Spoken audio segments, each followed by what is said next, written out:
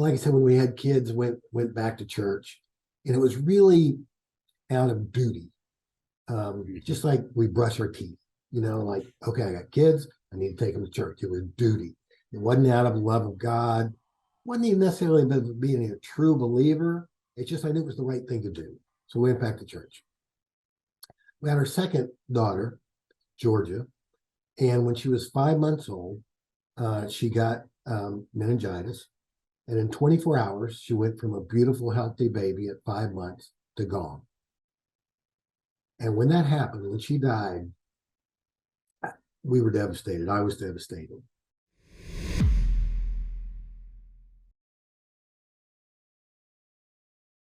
Welcome back, folks, to another episode of Encounters with God.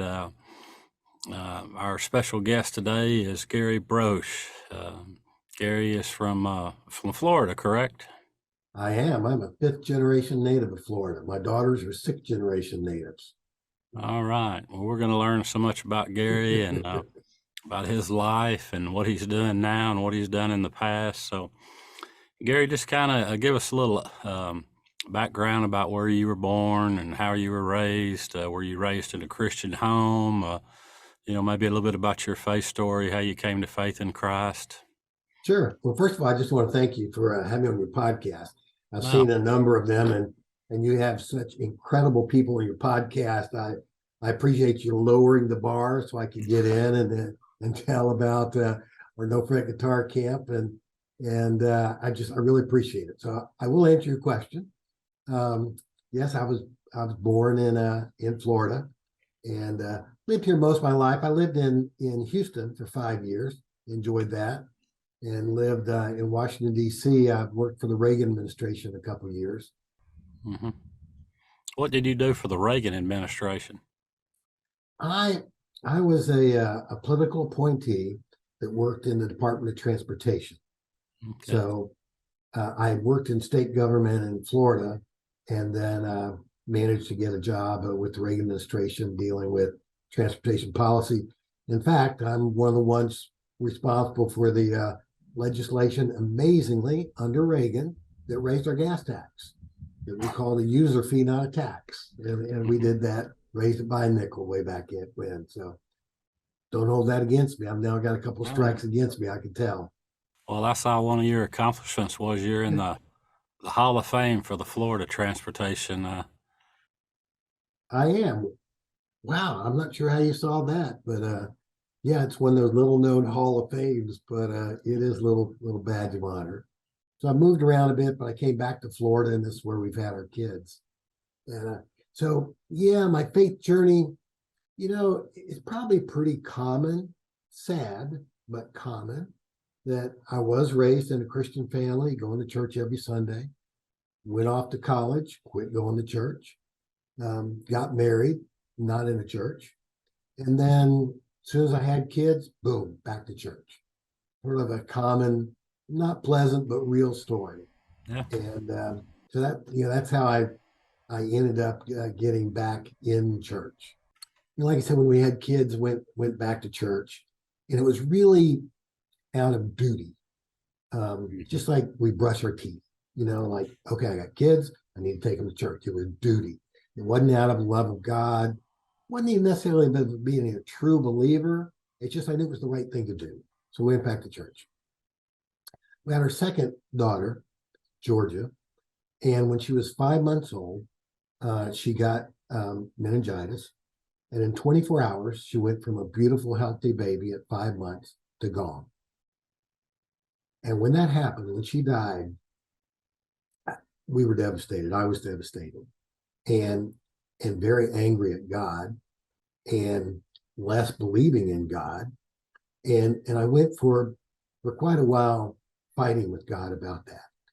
And again, it's, fairly typical story. People always get upset when bad things happen to good people. There's a lot written about that. And I was typical. And I will always remember in the night, I'm lying in bed and I'm screaming in my mind, not out loud. My wife's laying next to me, but you know how we do those things. We're talking to ourselves in our mind. I am screaming at God that I decided, this is it.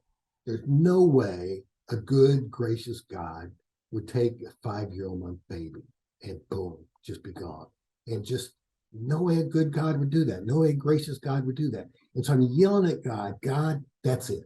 I don't believe in you anymore. We're done. You and I were finished. This is it. I finally reached the point. I made that final decision that you do not exist. Hmm. And when I said that, the voice said, who are you talking to? Now, that's a strange thing to hear. Who are you talking to?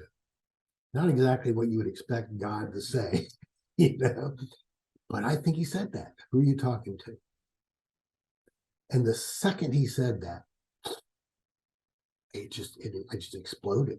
I started crying. I'm almost crying now just telling you about it.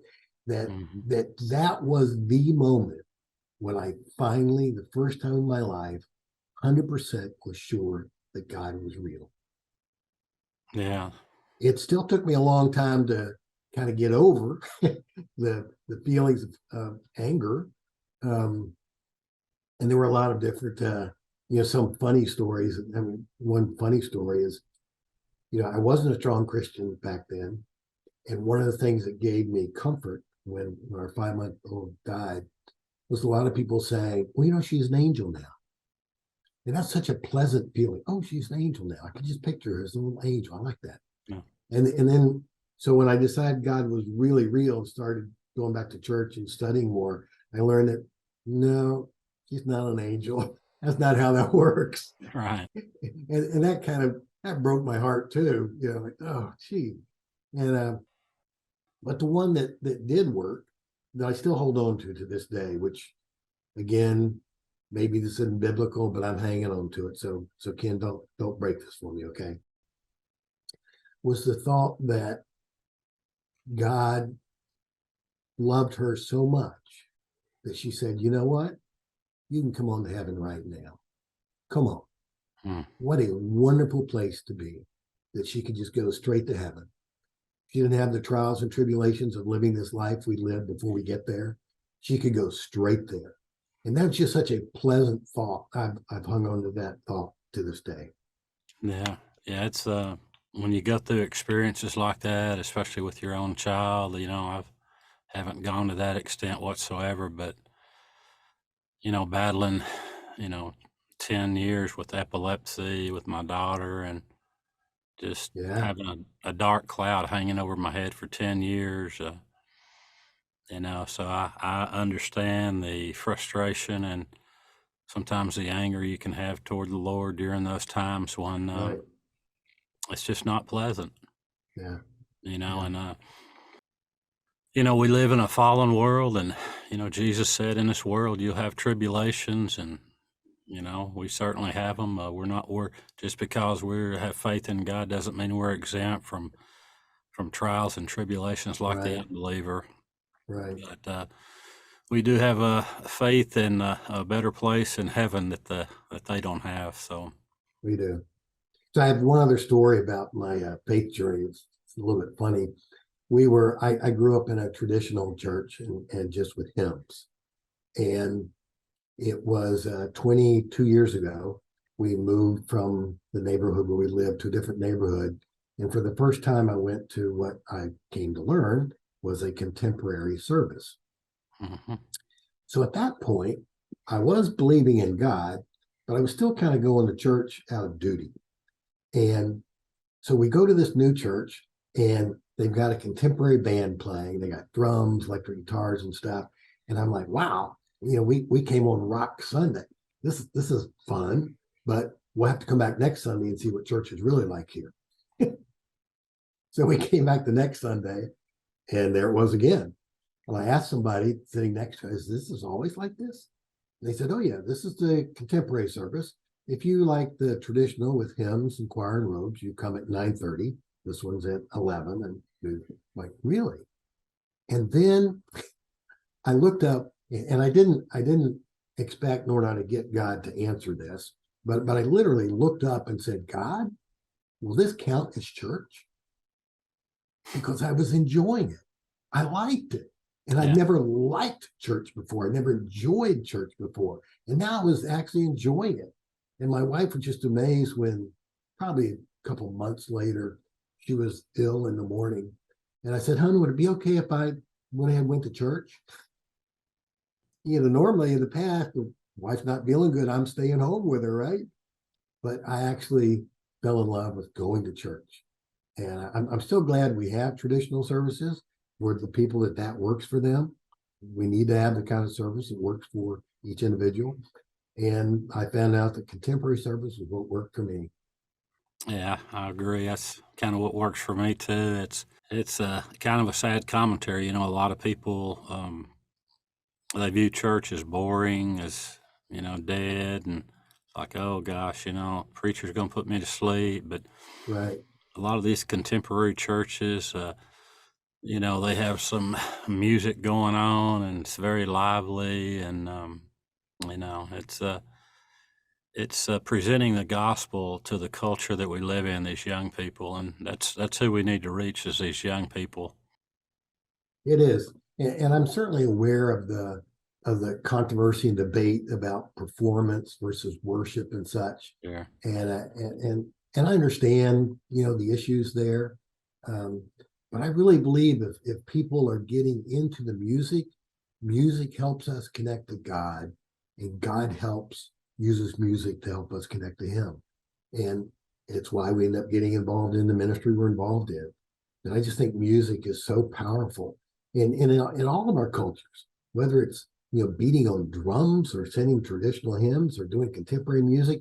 Music really helps us connect with God. It's just so important. Yeah, I was visiting with an evangelist that goes to Africa quite a bit, very poor place in Malawi, and he was talking about some of these people walk 3 or 4 hours to come to church, Right. and one of them picked up a beer can on the way, and had no idea, and was putting rocks Right. as she walked, was putting rocks in this beer can. Wow. And so she finally, they get there, and she's just singing, praising the Lord, and got her thumb over that and shaking that beer can with the rocks, just making a joyful noise to the Lord. Yes, yes, yes. And he said, I thought, what is she bringing a beer can into this? Wasn't much of a church, kind of a hut that had a little roof on it. Right, right. But he said the Holy Spirit just so convicted him that it was just something she found on the side of the road and was putting rocks in. Right. And she was just sitting there worshiping God with all her being. But Wow. That's great. yeah. That's great. Yeah, I think we know from the Bible, you and I both know how therapeutic music can be. We can look at David in the Old Testament and how he ministered to King Saul. It said Saul was troubled, mentally and spiritually, and, wasn't in his right frame of mind. But David would come in and start playing the music for him, and then it just restored him. Sure. And Sure. now with modern science and everything, these hospitals have musical therapists, and they can hook up your heartbeat and oxygen and see your brain waves and the effect that music has on it. It's quite remarkable to see someone completely changed, and they can, their breathing, Right, right.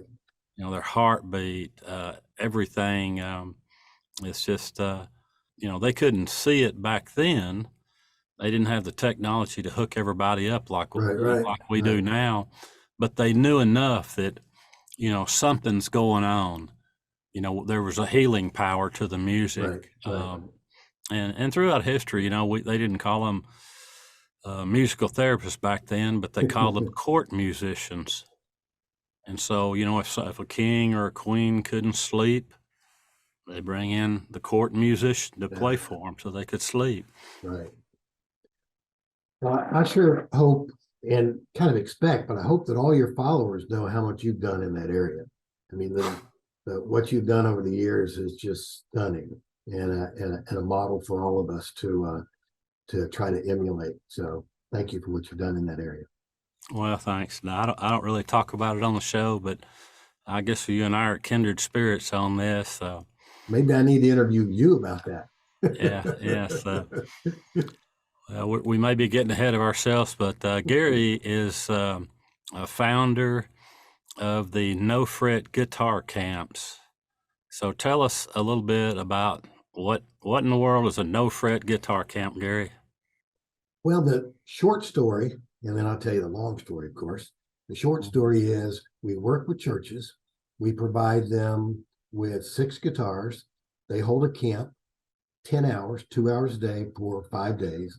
And the kids learn GCD E minor and have daily devotions. So the kids get hope, joy, connection to Jesus, and the lifetime gift of music. We've done that with over 100 churches in 14 states. 984 kids have now received this lifetime gift of music through the grace of God. So that's what we do. It's not what we planned to do when it started, Yeah. but that's what we do. Uh-huh. So if a pastor was interested and he wanted to have a no fret guitar camp, and what would he do? What's the first step he should take to if he wanted to do something like Yeah, that? sure. They go on our website, nofretguitarcamp.org, pretty simple website. And there's an entry form where they say they'd like to host a camp. Um, we then select them. We send them a curriculum. We send them flyers they use. So you're giving them the teaching materials as well? Teaching materials. We have videos and the guitars. We give them everything. So there's no cost to them, really. No cost to them. Nope. Wow. Yep. Yep. No, that's right. So I was just saying it's really simple for them. Um, the challenge is for a number of churches is finding their volunteer instructor. Mm-hmm. Yeah, every church has somebody who plays guitar, but there's a lot of people play the guitar that say, "Oh yeah, I can do cowboy chords, but I'm not good enough to teach. I couldn't teach a camp." We have a video that shows how we just do G, C, D, and E minor, and the kids can then do hundreds of songs, and that works. So people don't think they can teach. We show them that they really can. We even had one of the camps taught by a young lady, a student volunteer, who did not play guitar, and she taught the camp because it is that simple to do. We also have a lot of adults who play guitar or try to play guitar who say there's no way that in 10 hours total instruction, you can have these kids playing 100 songs. No way. They say they took lessons for 6 months and can't play diddly squat. That's a technical term. I don't know if you readers know that term. And what they're saying is true. They did and they can't.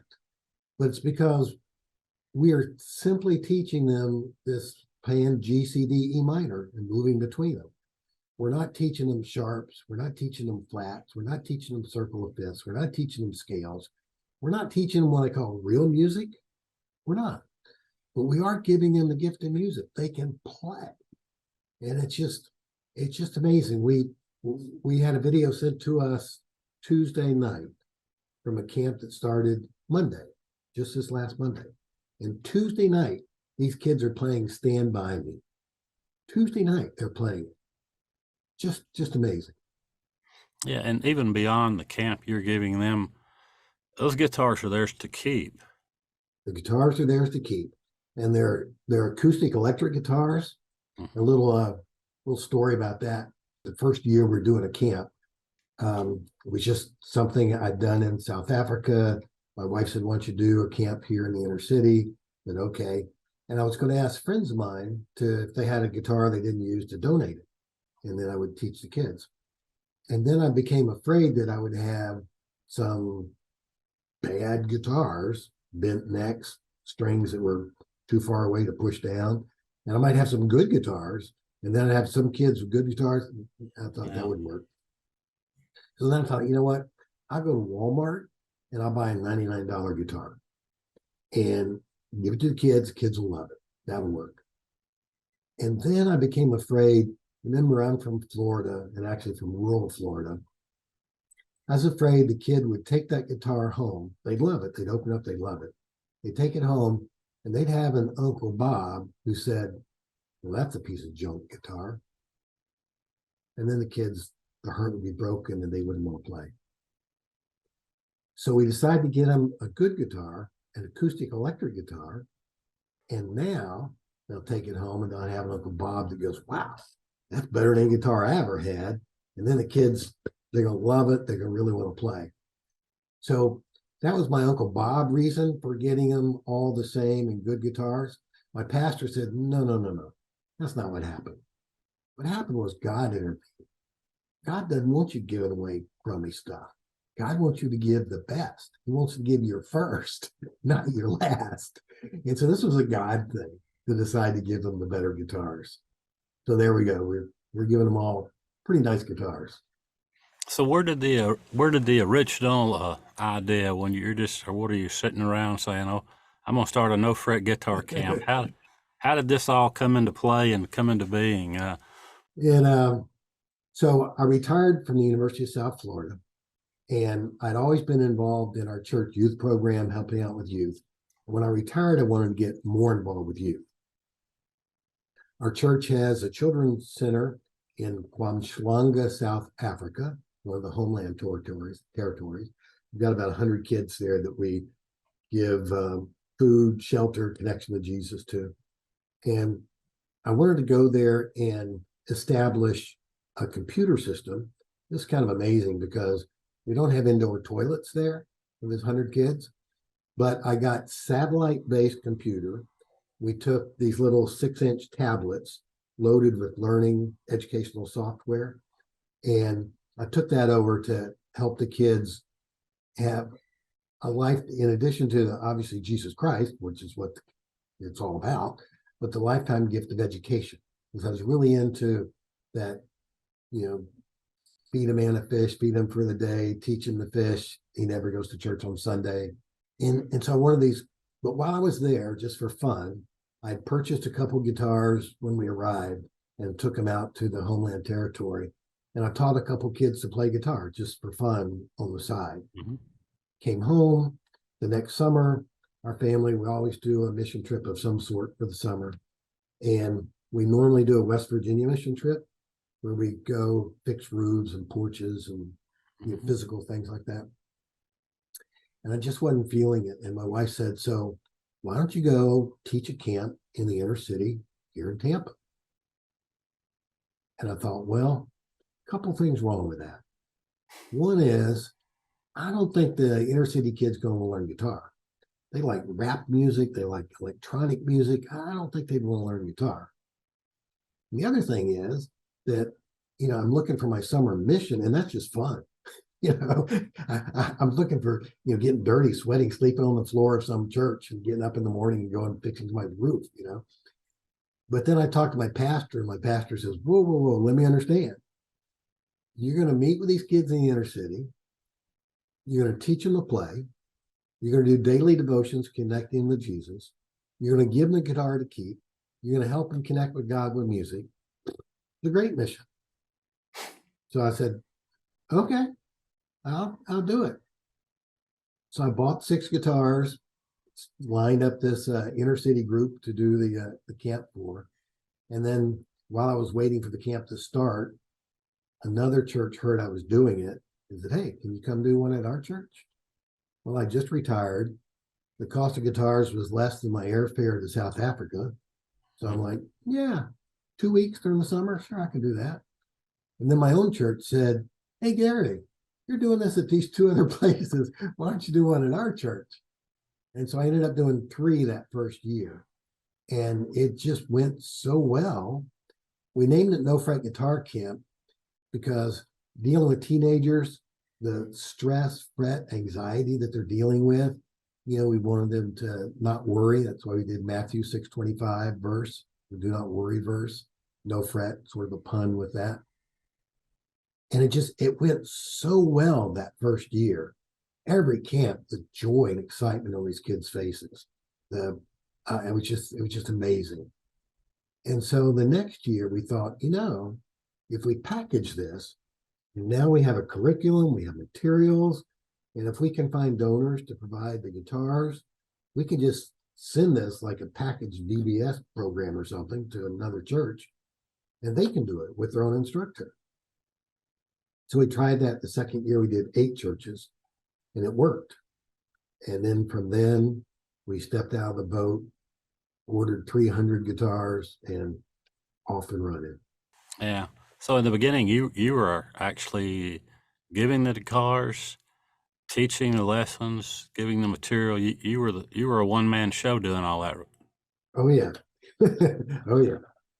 So in the second year, when you did 8 camps, did you do all those 8 or? I did 3 of the camps, and Mhm. then we had 5 of them were our test cases, whether churches could do this with their volunteer with everything we provided them. And that's how we found out that it really was scalable to do Mhm. as many as we could, get churches to sign up and get enough money for the guitars. Hmm. And speaking of the guitars, what is the source of? Do you have like any funding for this, or do people just give you guitars now, or do you have music stores that give you guitars? How does that work? Yeah, we tried early on. Um, a lot of the companies that do give guitars for low income kids, they won't do it if it's religious based. And Wow. this is all about sharing the grace of Jesus. So we Mhm. weren't going to back off of that. Um, so we had to go to other sources for guitars. Fortunately, we've got a wonderful supplier now, Cort Guitars, CORT. They're out of South Korea, and Mhm. their president, June Park, is a strong Christian. I met him at a NAMM show a few years ago and gave him a card, and he reached out to me and said, "Hey, I like what you're doing. We think we can help you out." So we're able to do guitars with our donors with the help of Cort, and it's working out really, really well. Hmm. That's awesome. So what's on the horizon for the no fret guitar? How many camps do you have lined up for spring, summer here in 23? Yeah, we had a commitment from our supplier for 150 guitars. That would be 25 churches, 6 guitars for each camp. And in January, we already had 20 signed up. And today we have 39 signed up. 39 churches? 39 churches Wow. in 14 states. Actually, we have 3 of them in Texas. We have one in Stanton, Texas, one in Texarkana, Texas, and one in Frisco, Texas. Yeah. And we have camps in Wyoming, California, Ohio, Illinois. Like I said, 14 different states. And so we went back to our supplier, and they managed to find some more guitars we could get so we can fulfill all 38, whatever 38 times 6 is for the number of kids we're going to be blessing this year. Yeah, I mean, the fact that y'all give them the guitars, the material, and everything, I don't know why a church wouldn't want to do something like this. Oh, Ken, I got to tell you, it's still the case a little bit. Um, we've done Facebook and Instagram. We put Facebook ads. Hey, free guitars, free lessons. So I think it was our 3rd year, I sent an email to 21 pastors and said, free guitars, free lessons for your kids, and then explained to them what we did. Yeah. Out of the 21, I received one response, one. And that one response said, please unsubscribe me from this list. Hmm. So I was pretty stunned at first. And then I realized at our home with our landline, which we now just got rid of, we used to get a lot of phone calls where they'd say, congratulations, Mr. Brosch. You've just won a 2-day, 3-night, all expense paid. And I hang up on them. I hang up on them. And I don't even say no, thank you. Just, I hang up on them. And I realized telling these churches free lessons, free guitars, they think it's a scam. And I don't blame them. And so that didn't work. What does work is the churches who've held the camp tell a friend. Mm-hmm. They say, hey, this is real, this is good. And then the friend says, okay, I'll do that. And so the growth has really been that organic, coming from people who have heard from somebody that, yep, it's legit, it's real. And that's how it's actually grown, not through our clever ads and emails and such. It's the same with what we've done is these musical therapists, they all know each other, and they have these music therapy conferences twice a year at some major city, and Right. they say, well, boy, we came across Ken, and he gave us 6 guitars, and who's this? What do you mean? Yeah. You didn't have to pay for them or whatever, and so just word of mouth like that. And I've always said that these musical therapists just like working with a bunch of missionaries because they really spread the word for you and kind of put it out there. What a wonderful experience it is for the kids that are sick in the hospital. So Sure. we're just coming at it at 2 different angles. You're coming at it with the church, and I'm coming at it with the hospital, but Right. we're co-laborers together in it. Yeah. Yes, we are. And music working in both cases. So tell us some of the success stories that you've seen, or some letters you've gotten, or testimonies from pastors or Oh, students or whoever. yeah. It's interesting, Ken, because we get a number of people say, oh, so you have any kids that have been on Star Search yet? And the answer is no. That's not what we're trying to do here. And the child protection policies that are so prevalent and should be in our churches keep us from directly contacting the students afterwards. We'd love to follow up with them to see what they're doing, if they're still playing, if they're finding sources for more lessons, or whatever. But we have very limited ability to do that. So all of our stories are anecdotal. But we do have anecdotal stories of kids that are now playing guitar in their youth band. We have several of those that are now, they graduated from never touching a guitar to now they're playing in their praise and worship team at church. Those are great. We have other stories of one mom who called us and said, look, I just want to let you know, you saved my son's life. He was depressed. He was suicidal.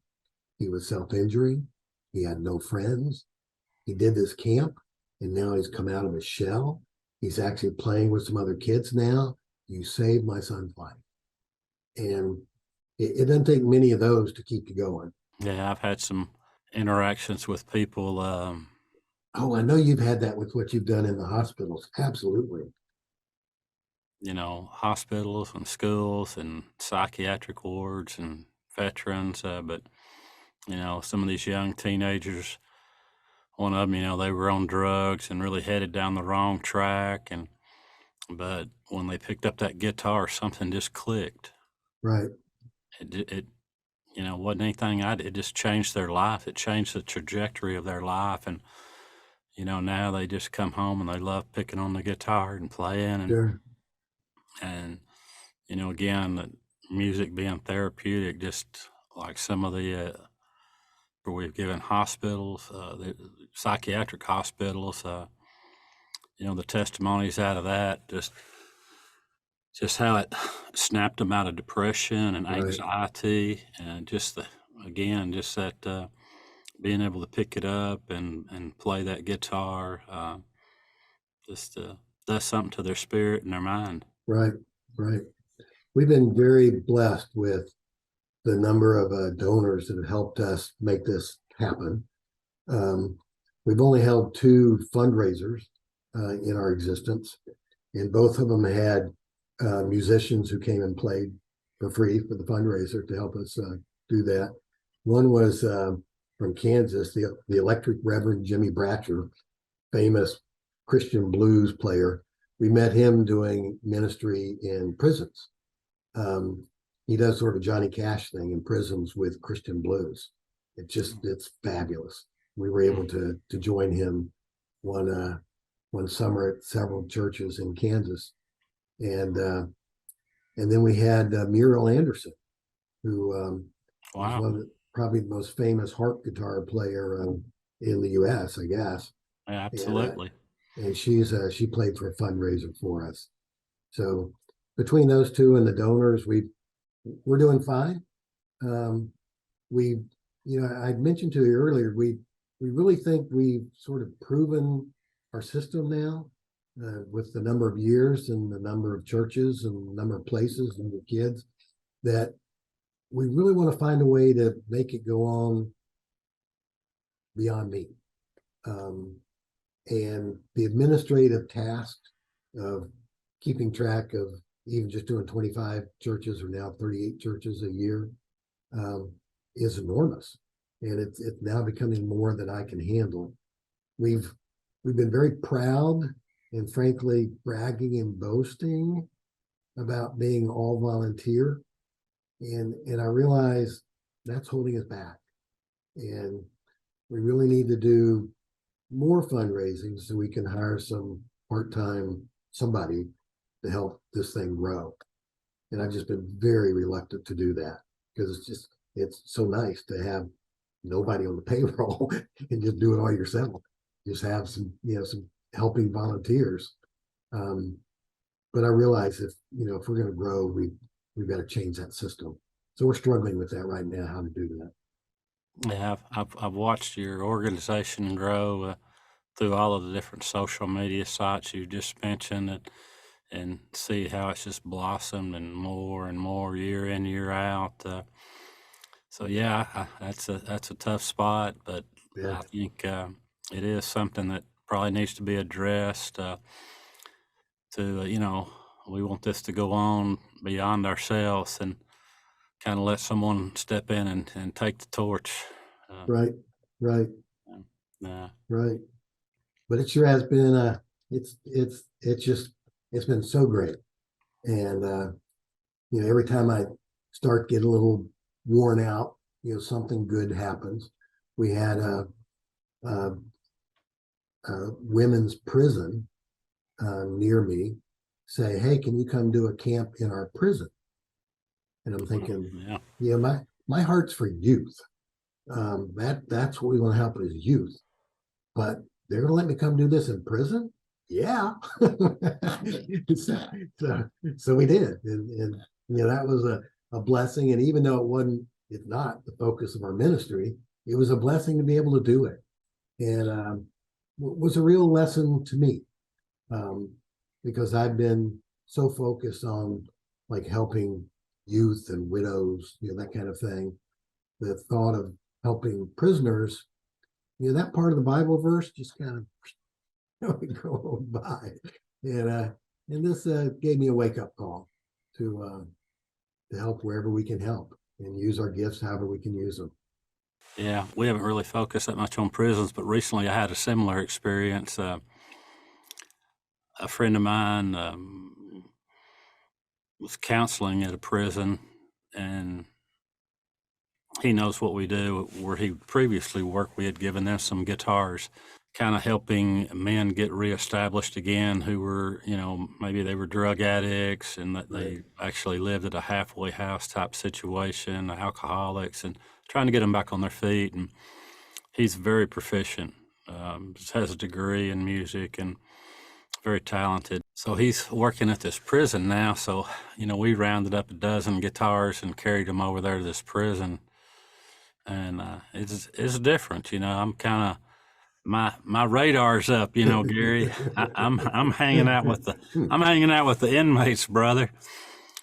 But I was so blown away as we began to unbox those guitars, and one of the prisoners there just ripped that box open, started tuning the guitar. Yeah. And it was like he found his lost love. Yeah. I just sat there and watched him, and he was just picking and playing and playing. And when he looked up after about 10 minutes of getting back in touch with that guitar, he just had this expression on his face. I was like, wow. So, when those people like that have a lot of time on their hands, They do. and it's very very good for him spiritually and mentally, physically as well. So Yeah. yeah, those are the real blessings. Those are the kind that kind of give you a boost. You think, I guess I'll keep doing this for a while. Yes, you do. Yes, you do.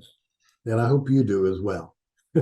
Yeah, yeah. Well, we could share stories left and right. I know I went up to it was about a 10-hour drive that we went to, and um, this particular child had been in the hospital for about 6 months and was probably going to be there for another 6 months. And we weren't even sure if we were going to get to see him. His immune system is weakened, and but we were getting a heads up. This could happen. So ended up that day, we did everything else, and we got on the elevator and went up and, walked. And of course they said, stay here. Let me see what's Right, going on right. and all this. But we were granted access to go in there, and his mother was in the room, and we handed him this guitar as he's sitting up in the bed, and he began to strum and pick on that guitar. He had some skills, Wow. and I turned around, as he was playing. I turned around. His mother was standing behind me, and she was crying. She said that's the first time he smiled since he's been in here, Oh, wow. and That'll keep you going. I was just speechless. What are you going? Yeah. That was worth the 10-hour drive right there. Oh, But absolutely. yeah, yeah. Absolutely. So, how can people get a hold of you, Gary? What's the best way for them to reach you if they want to get involved, write you a check, or get some guitars out to some of these kids or some of these churches or Sure. pastors out there? We have a lot of pastors that watch this program that Good. may want to host a no fret guitar camp as well. Yeah, I think the website's the easiest, nofretguitarcamp.org. We've got contact links there. Got my my phone number right here is on the website. It's pretty darn public. And I may regret that, but it's there. You're committed, brother. I am way committed. Yes, I am. And so they can reach us through that, and they can, we have a couple of cool videos on the website of the students. I think will help them understand what it means to some of the kids, and they can also, we have a Facebook and Instagram, No Fret Guitar Camp, simple, that they can see some stuff we posted there. I think that that church I mentioned to you that posted a video Tuesday, I think that may be up on Facebook. So you can see just after 2 nights camp, the kids playing. So, but yeah, through the website's the best way, nofretguitarcamp.org, and they can reach us and be happy to answer the questions. There usually are lots of questions once they decide, maybe I'll do this, but then the questions start. Yeah. Well, it's a great ministry you have. Thanks for giving us your time. We will put all of those links in the description box so people can Thank you. contact you and get in touch with you. And Yeah, thanks.